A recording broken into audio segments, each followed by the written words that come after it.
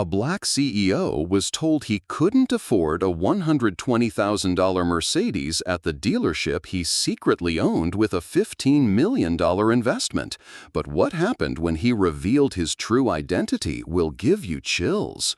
Watch as arrogant staff members mock their own boss for an entire hour, calling him a fraud, demanding proof he's not a scammer, and telling him to find a more appropriate dealership for people like him.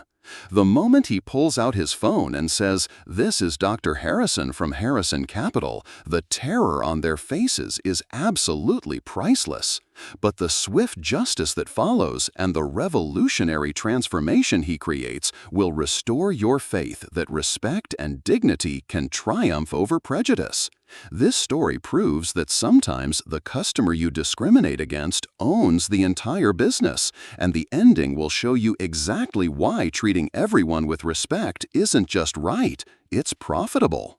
Stay until the very end because the industry-wide changes he implements will blow your mind. What this black CEO discovered at his own investment would expose a truth so shocking that it would force an entire industry to confront its darkest secrets. But the justice that followed will leave you absolutely speechless. Dr. Michael Harrison had built his fortune by seeing opportunities where others saw obstacles. At 52, he commanded respect in boardrooms across America as the CEO of Harrison Capital Group, a private equity powerhouse that specialized in rescuing struggling businesses and transforming them into industry leaders. His investment portfolio included everything from tech startups to manufacturing plants, but his latest venture into the automotive sector would become the most personal battle of his career. The text message on his phone that Saturday morning was simple but concerning. Customer complaints piling up at Premier Luxury Motors, discrimination allegations, need immediate assessment. The dealership represented a $15 million investment, money Michael had quietly poured in 6 months earlier to save the struggling business from bankruptcy. As the silent partner holding 60% controlling interest, he had trusted the existing management to maintain the standards of excellence that his name represented. But the reports filtering back to his investment team painted a disturbing picture of a company culture that contradicted everything he stood for. Premier Luxury Motors sat like a gleaming jewel on the city's most prestigious automotive row, its floor-to-ceiling windows showcasing millions of dollars worth of Mercedes, BMW, and Audi vehicles. This wasn't just any dealership. It was the kind of place where Fortune 500 executives came to buy their dream cars, where celebrities shopped for their latest acquisitions, where success was measured not just in sales volume, but in the prestige of the clientele served. Michael pulled his modest sedan into the visitor parking area, deliberately choosing a spot that would allow him to observe the dealership's operations without drawing attention. Today, he wasn't Dr. Harrison, the successful CEO. He was simply Michael, a potential customer dressed in weekend casual attire, dark jeans, a navy polo shirt, and comfortable leather shoes. This transformation was strategic. Years of experience had taught him that you discovered people's true character when they believed you had no power over their lives. From his vantage point in the parking lot, Michael began his reconnaissance. He watched as a steady stream of customers entered the showroom, noting the immediate differences in how staff members responded to different visitors. A well-dressed white couple in their 60s was greeted with enthusiastic smiles and immediate attention from 2 sales associates. A younger white man in a business suit was approached within seconds of entering, multiple staff members competing for his attention. The pattern was becoming disturbingly clear even before Michael stepped foot inside the building. What troubled him most wasn't just the preferential treatment he observed, but the casual confidence with which it was delivered. This wasn't nervousness or uncertainty. This was practiced, systematic behavior that suggested deep-rooted institutional problems. As someone who had invested his own money and reputation into this business, Michael felt a mixture of professional disappointment and personal betrayal building in his chest. He straightened his shoulders and began walking toward the entrance, knowing that the next hour would test not only his business judgment, but his faith in his ability to create positive change in an industry that desperately needed it. If this story resonates with you, if you believe that respect should never depend on assumptions about someone's wallet or background, hit that like button right now. Drop a comment and tell me what you would do if you discovered your own investment was discriminating against people who looked like you. Subscribe, because what happens next will show you exactly why fighting for dignity in business isn't just right, it's profitable. Right at that moment, as Michael stepped through those gleaming glass doors, he had no idea that his own employees were about to treat him like he didn't deserve to breathe the same air as their other customers. The showroom floor sparkled under crystal chandeliers, luxury vehicles positioned like precious jewels on display. Michael's eyes were immediately drawn to the new Mercedes S-Class sitting in the center of the showroom, its midnight black paint reflecting the overhead lights like liquid obsidian. This was exactly the kind of vehicle he had been considering for months: sophisticated, powerful, and befitting someone of his professional stature.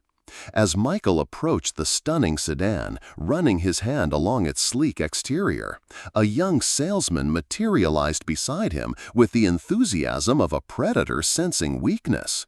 Kyle appeared to be in his mid-20s, sporting a cheap suit and an expensive attitude that immediately rubbed Michael the wrong way. "Can I help you with something?" Kyle asked, his tone carrying just enough politeness to avoid being openly rude, while making it clear that help was the last thing he intended to provide. His eyes swept over Michael's casual attire with barely concealed disdain, already calculating that this interaction would be a waste of his valuable time. "I'm interested in this S-Class," Michael replied calmly, his voice carrying the quiet confidence of someone accustomed to making significant financial decisions. "I'd like to know more about the features and possibly schedule a test drive." Kyle's laugh was sharp and condescending, the kind of sound that immediately made Michael's jaw tighten. "Those models start around $120,000, Kyle said slowly, as if explaining complex mathematics to a child. "Maybe I can show you something more realistic. We have some nice certified pre-owned vehicles that might be more in your price range." The assumption hit Michael like a physical slap. Without knowing anything about his financial situation, his credit history, or his purchasing power, Kyle had immediately decided that a black man in casual clothes couldn't possibly afford a luxury vehicle. It was discrimination so blatant it was almost cartoonish, yet delivered with the casual confidence of someone who had made these assumptions countless times before. "I'm specifically interested in this model," Michael insisted, maintaining his composure while internally documenting every word for the reckoning that would inevitably come. "I'd appreciate that test drive." Kyle's expression shifted from condescending to suspicious, as if Michael was attempting some elaborate scam. "Well, we need to run a credit check first," he said, his voice taking on an officious tone. "For your protection, of course. We can't just let anyone take these expensive vehicles off the lot." Michael's peripheral vision caught something that made his blood run cold. Across the showroom, he watched a white customer, roughly his age, dressed in similar weekend casual attire, being handed keys by another salesman without any mention of credit checks or paperwork. The man was already walking toward a BMW X7, clearly about to take an immediate test drive. "I notice that gentleman is test driving without paperwork," Michael observed quietly, his voice steady despite the rage building inside him.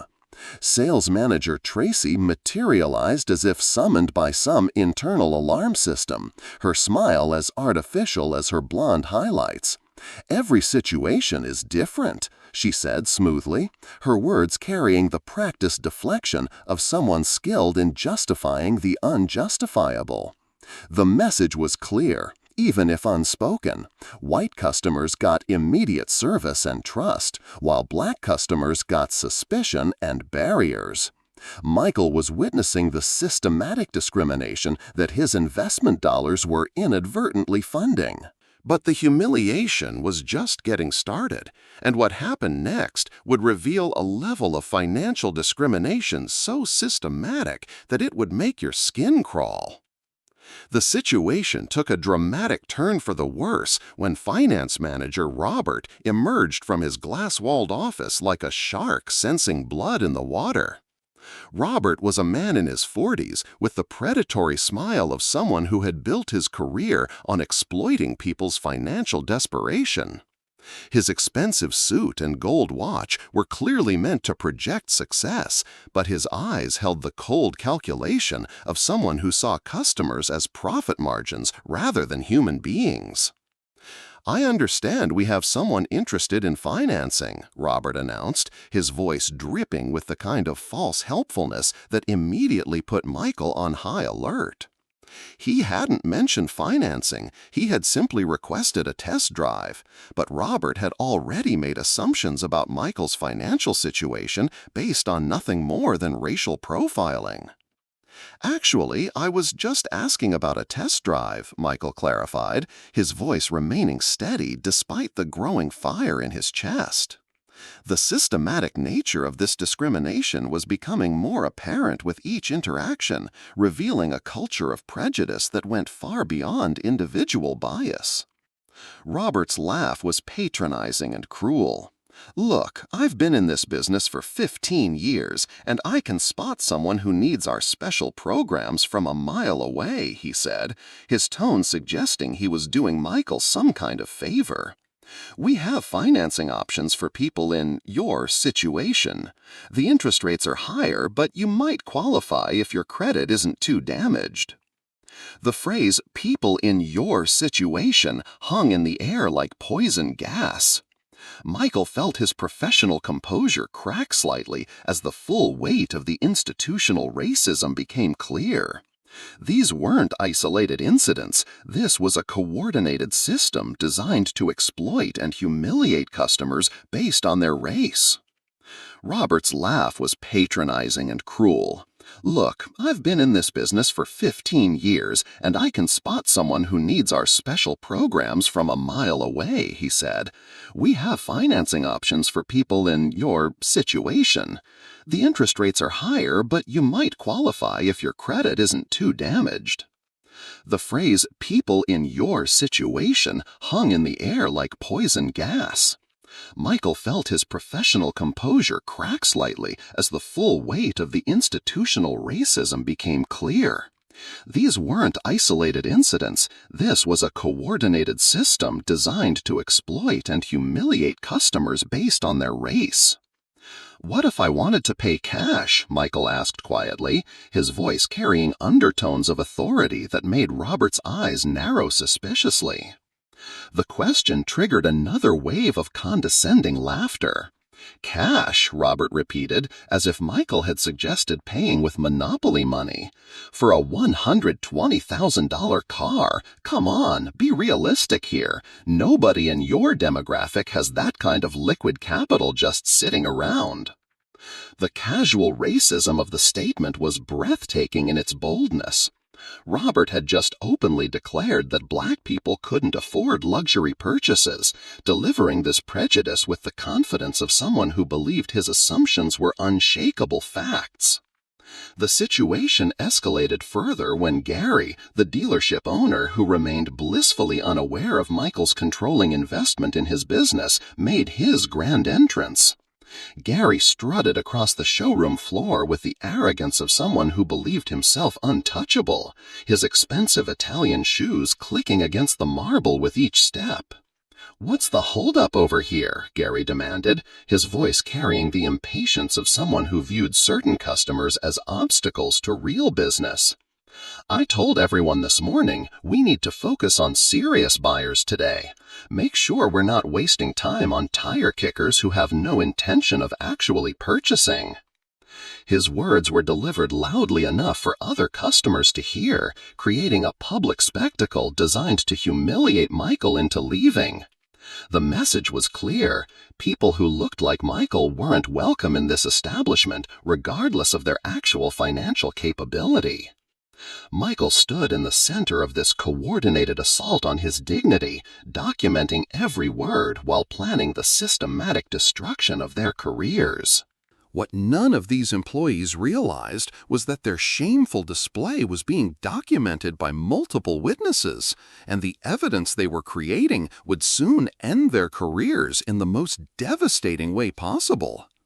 As the discrimination escalated in the center of the showroom, other customers began to take notice of the spectacle unfolding before them. Among the witnesses was Patricia Williams, a successful black attorney in her early 40s who had come to browse luxury SUVs for her growing law practice. Patricia had experienced enough discrimination in her own career to recognize it immediately, and what she was witnessing made her blood boil with righteous indignation. Patricia had initially tried to mind her own business, but Robert's condescending comments about special financing and people in your situation were impossible to ignore. The casual cruelty of the staff's behavior was so blatant that she felt morally compelled to act. Without hesitation, she pulled out her smartphone and began recording, her hands trembling slightly with anger as she captured the systematic humiliation of a fellow customer. "This is absolutely disgraceful," Patricia whispered to herself, but loudly enough for other customers to hear. Her legal training had taught her the value of documentation, and she was methodically building a case that would be impossible for the dealership to deny or dismiss. Michael noticed Patricia's recording and felt a surge of gratitude mixed with strategic satisfaction. But he wasn't content to rely solely on witness testimony.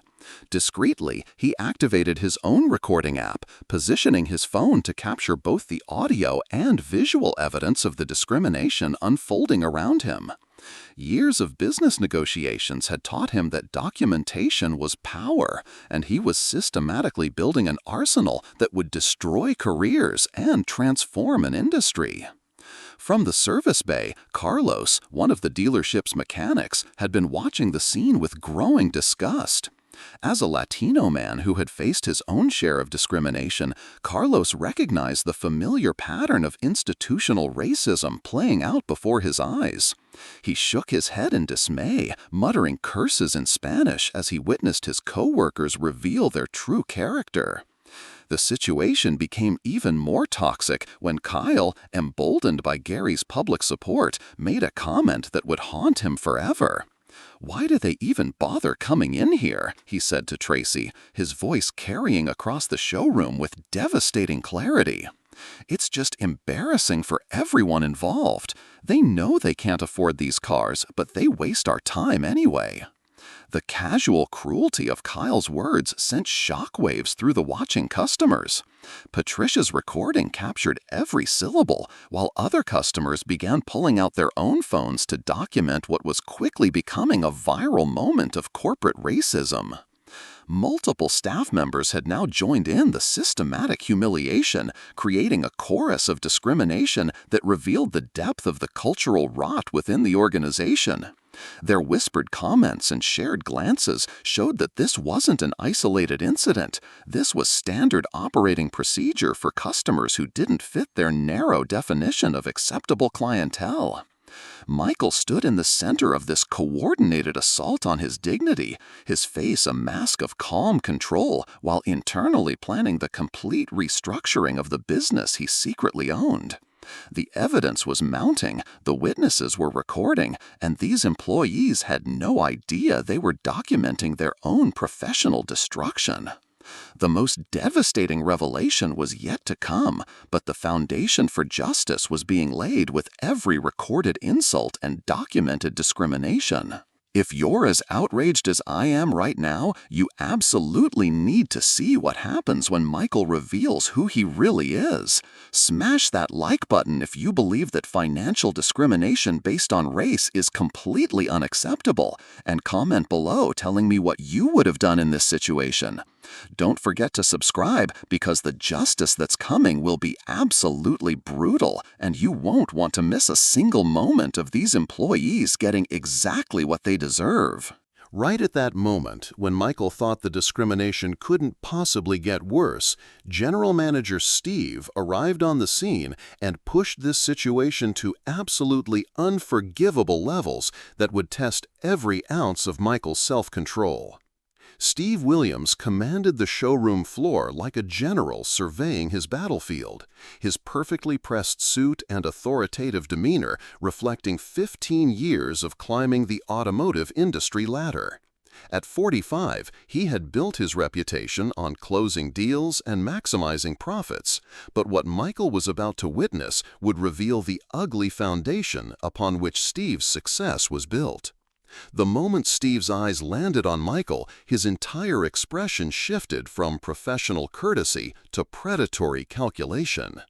"What seems to be the problem here?" Steve demanded, his voice cutting through the marble showroom like a knife. But he wasn't asking Michael. He was addressing his staff as if Michael were an inanimate object rather than a potential customer deserving of basic respect. "I thought I made it clear that we need to focus on qualified buyers today." The phrase qualified buyers dripped with racial coding so obvious it was almost cartoonish. Steve had taken one look at Michael and decided, based solely on his appearance, that he didn't belong in their establishment. The speed and confidence of this judgment revealed a man who had made such determinations countless times before. "Sir," Steve said, finally acknowledging Michael's existence, but with a tone that suggested he was being generous in doing so, "I think there's been a misunderstanding here. These vehicles require serious financial commitment. We're talking about luxury purchases that demand substantial down payments, excellent credit, and verified income sources."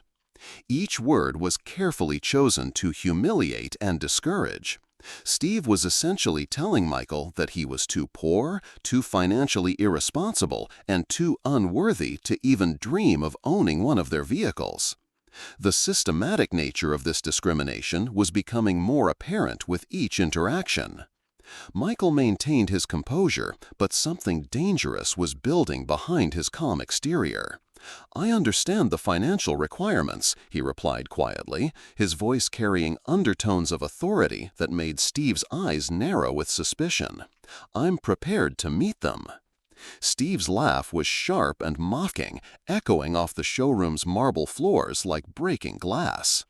"Look, I've been in this business long enough to recognize when someone is out of their league," he said, his voice rising for maximum humiliation. "There's a Honda dealership about 10 miles down the road, and honestly, there are several more appropriate establishments across town that might better suit your needs."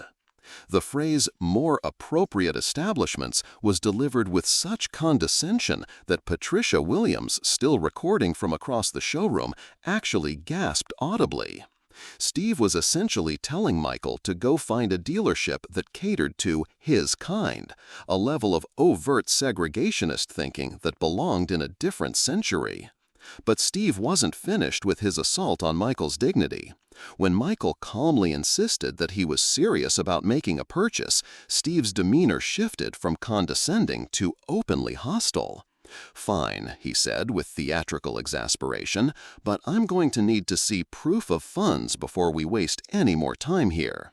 Bank statements, investment portfolios, verified assets, the whole 9 yards." The demand was unprecedented and clearly discriminatory. Michael had observed multiple white customers browsing and test-driving vehicles without any mention of financial verification. But Steve was treating him like a criminal attempting to perpetrate some elaborate fraud. "I've seen too many people like you waste our time with fake checks and fraudulent financing applications," Steve continued, his voice dripping with racial animosity.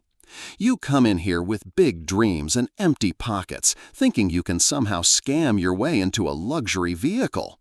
It's insulting to our legitimate customers, and frankly, it's embarrassing for everyone involved." The words hit Michael like physical blows. Steve had just openly accused him of being a criminal, a fraud, and a scammer based on nothing more than the color of his skin. The casual confidence with which these accusations were delivered showed that Steve genuinely believed his prejudices were justified and accurate. The situation reached its absolute nadir when Steve made a gesture that would define his legacy forever. He signaled to the security guards stationed near the entrance a clear threat that physical force might be used if Michael didn't comply with his demands to leave immediately. "Look, I'm trying to be reasonable here," Steve said with false patience, "but if you continue this disruptive behavior, I'm going to have to ask security to escort you out.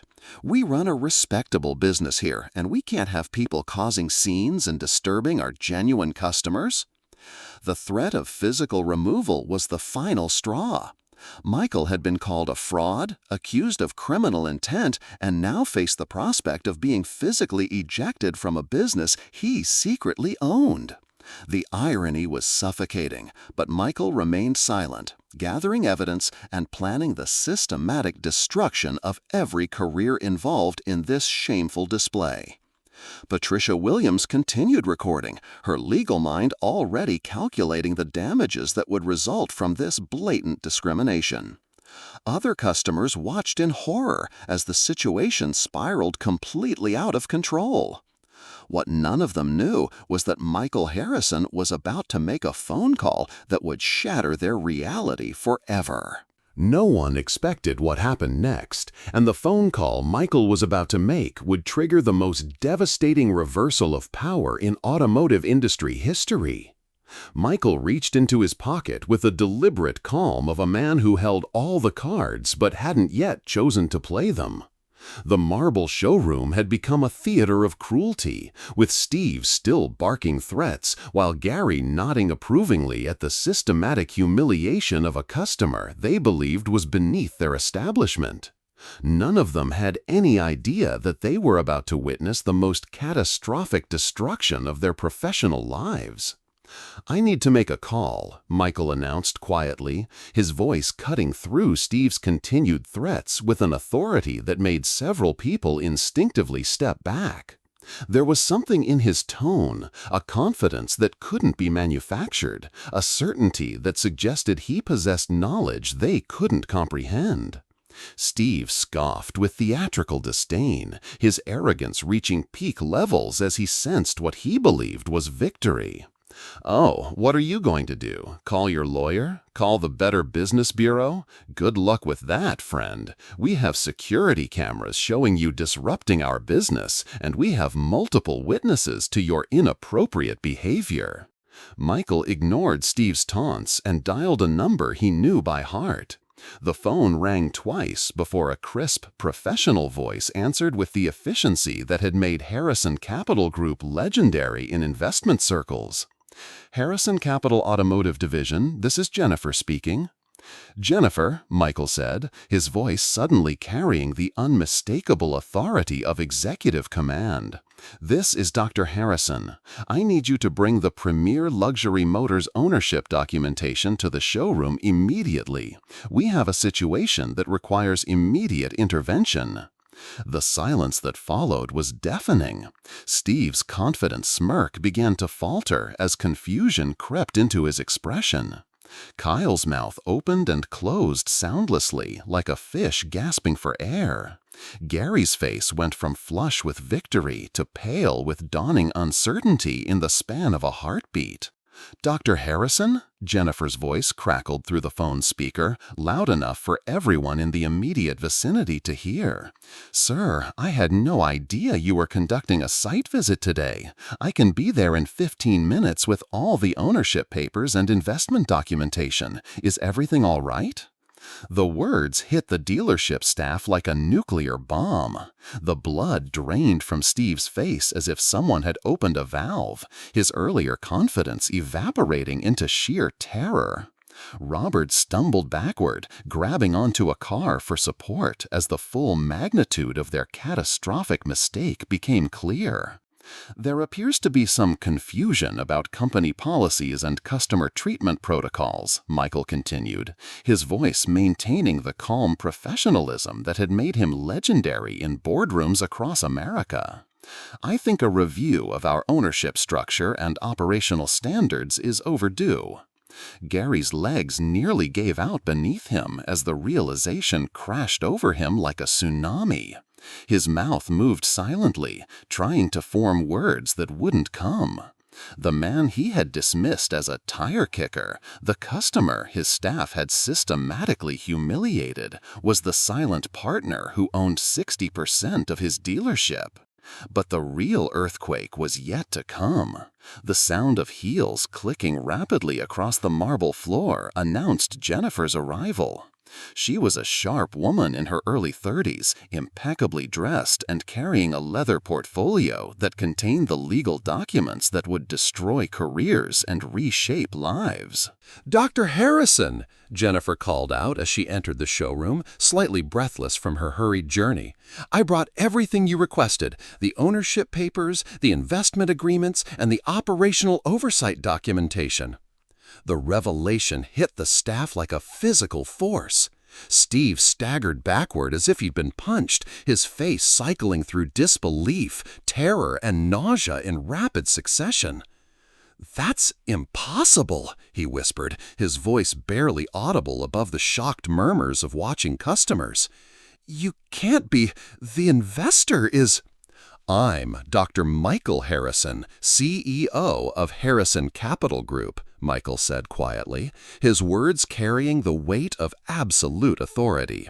"And I own 60% of this dealership." The simple statement hung in the air like a death sentence, each word driving deeper into their consciousness as the full scope of their professional destruction became clear. Kyle's face had gone green, sweat beading on his forehead despite the climate-controlled comfort of the showroom. "Oh, God," he breathed, the words escaping his lips like a prayer to a deity who had already abandoned him. "What have we done?" Robert sank into a nearby chair, his expensive suit suddenly feeling like a costume he had no right to wear. The finance manager who had mocked Michael's ability to afford a luxury vehicle was now facing the man who could afford to buy the entire dealership because he already had. Gary, the dealership owner who had strutted around like a king just minutes earlier, now looked like he wanted to disappear into the marble floor. His hands shook as he slowly realized that the man he had publicly humiliated was not just a customer or even a competitor. He was the boss, the investor, the silent partner whose money had kept the dealership afloat. "In the past hour," Michael continued, his voice carrying across the showroom with crystal clarity, "I have been told I can't afford these vehicles, accused of being a fraud, threatened with security, and systematically discriminated against by my own employees." The justice that was about to unfold would be swift, merciless, and absolutely deserved. Right at that moment, when the full weight of their catastrophic mistake crashed down like an avalanche, Michael delivered justice with the precision of a surgeon and the authority of a man who had just watched his own investment fund systematic racism. The silence in the marble showroom was suffocating. You could hear a pin drop as Michael stood in the center of the chaos he had never created, but was about to resolve with devastating efficiency.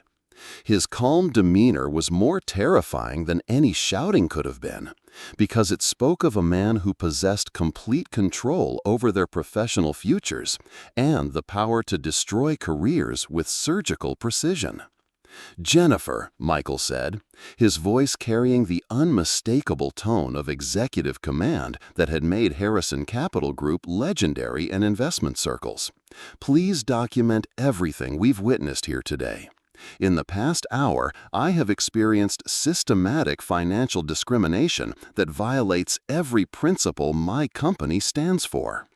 He pulled out his phone, the recording app still active, its digital memory containing every word of the institutional racism he had endured.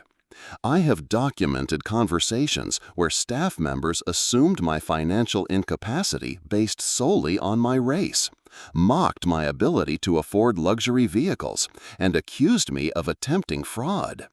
Steve's face had gone from gray to green, sweat pouring down his forehead despite the climate-controlled comfort of the dealership.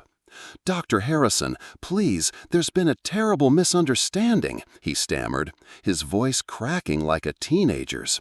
"If I had known who you were—" "Stop right there," Michael interrupted, his voice cutting through Steve's desperate pleading like a blade. "The fact that you didn't know who I was is exactly the point. Your behavior wasn't wrong because of my position.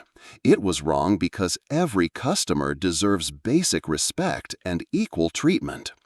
The moral clarity of his statement hit Steve like a physical blow, driving home the fundamental truth he had violated.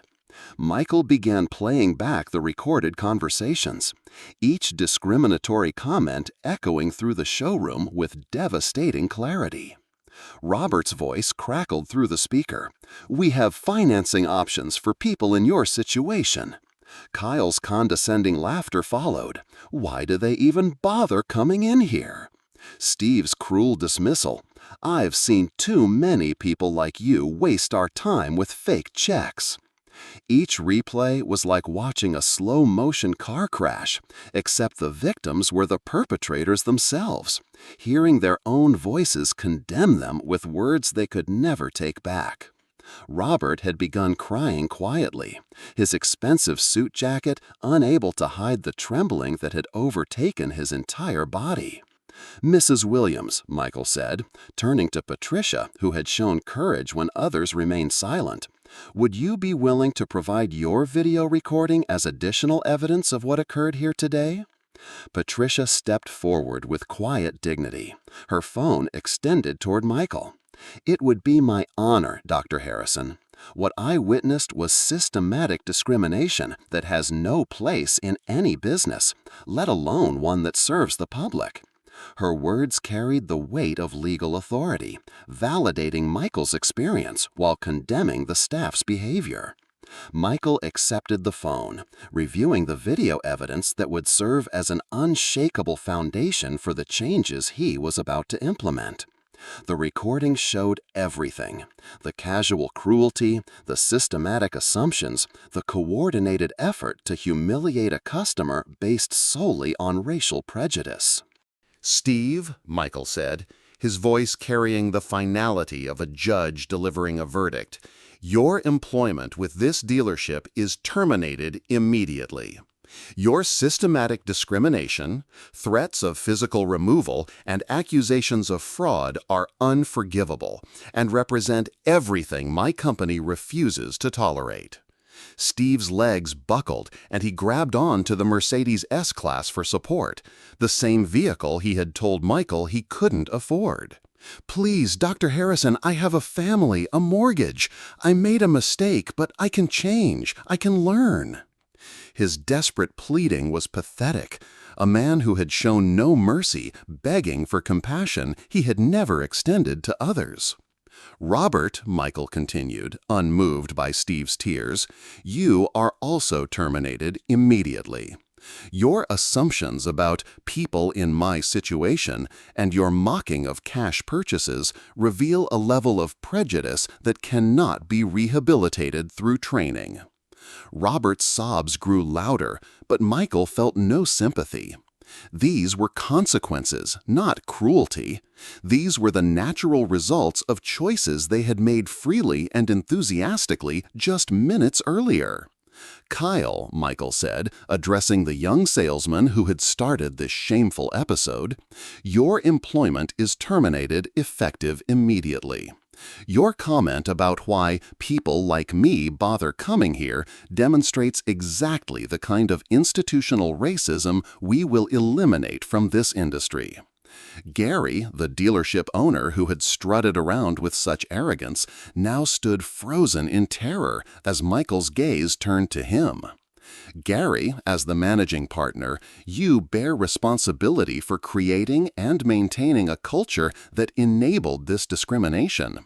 We will be discussing your future with this organization, along with mandatory comprehensive changes to every operational protocol.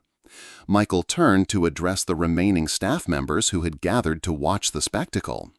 "Let me be absolutely clear," he said, his voice carrying to every corner of the showroom. "This behavior ends today. Anyone who cannot treat every customer with equal dignity and respect has no place in any business I own." But Michael wasn't finished.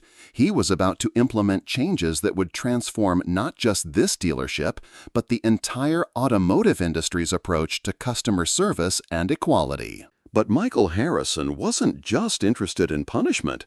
He was about to implement a revolutionary transformation that would turn this dealership into a beacon of equality and prove that true leadership means building something extraordinary from the ashes of institutional failure.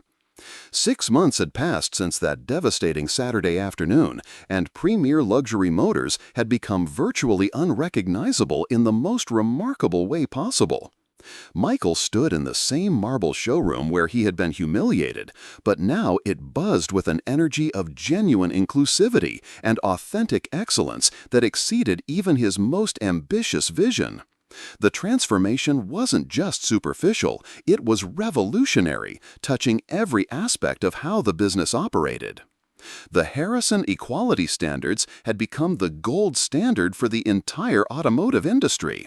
Every employee underwent 60 hours of comprehensive bias training, not merely a token diversity workshop, but intensive education about unconscious prejudice, cultural competency, and the real impact of discrimination on both customers and business success.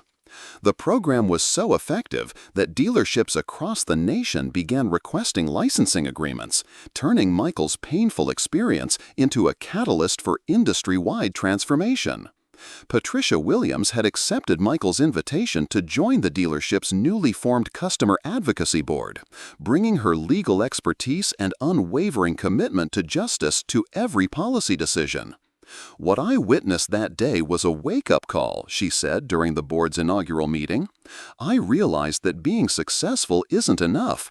You have to use that success to fight for others who might not have the same voice or platform." The comprehensive hiring initiative Michael launched had fundamentally transformed the dealership's culture.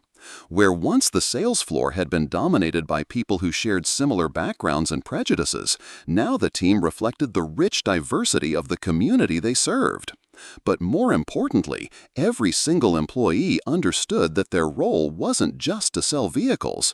It was to embody the values of respect and equality that Michael had fought to establish. The revolutionary customer experience protocol had become something truly special. Instead of the discriminatory treatment Michael had endured, every potential customer now received identical service regardless of their appearance, age, or assumed financial status.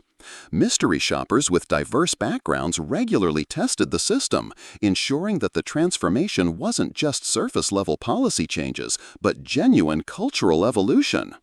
"We don't just sell cars here," became the dealership's new motto. "We demonstrate that excellence means treating every human being with dignity and respect." This wasn't marketing speak, it was a fundamental philosophy that guided every interaction. 9 months after the incident, Michael called an extraordinary meeting of the National Auto Dealers Association, addressing over 3,000 industry leaders about the systematic changes he had implemented.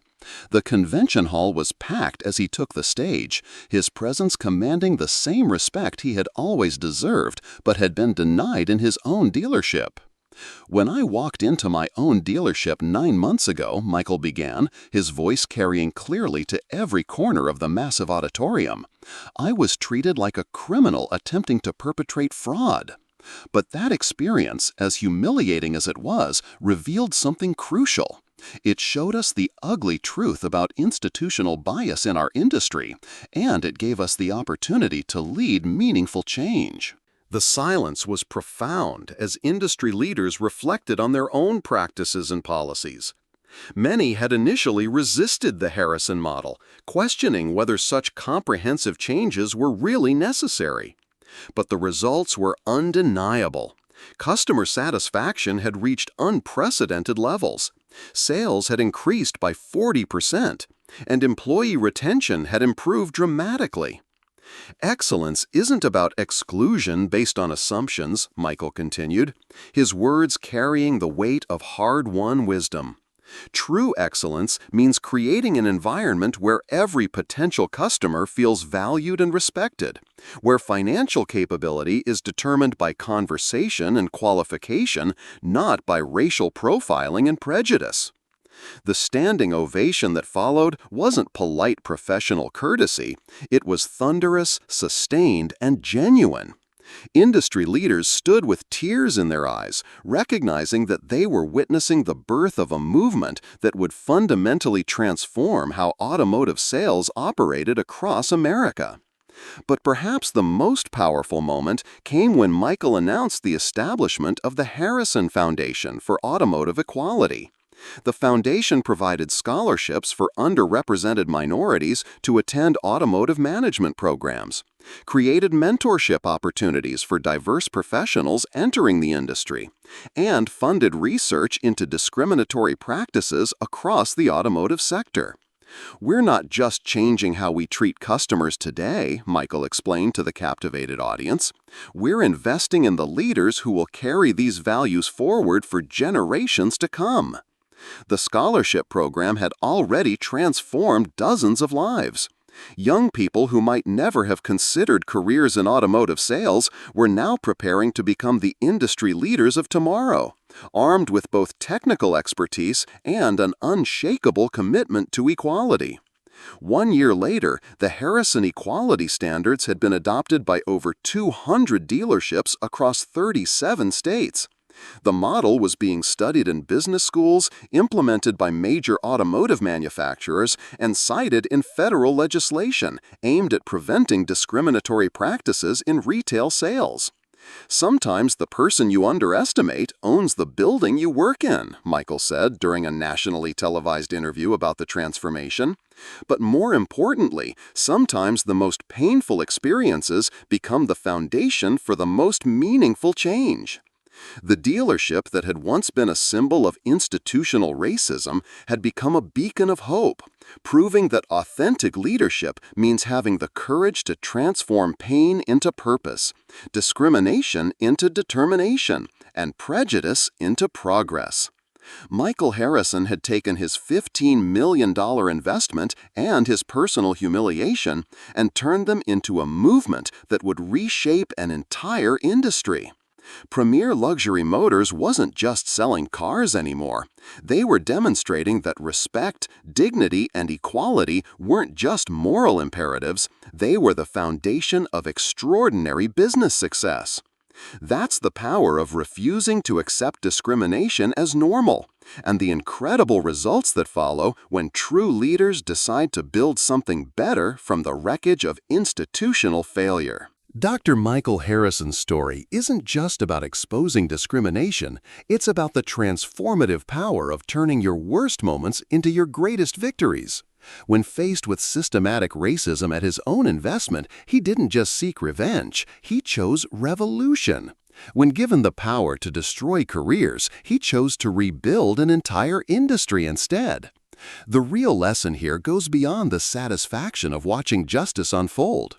It's about understanding that true leadership means using your influence to lift others up, not tear them down. Michael could have simply fired those employees and walked away, but instead he created the Harrison Equality Standards that are now transforming hundreds of dealerships nationwide.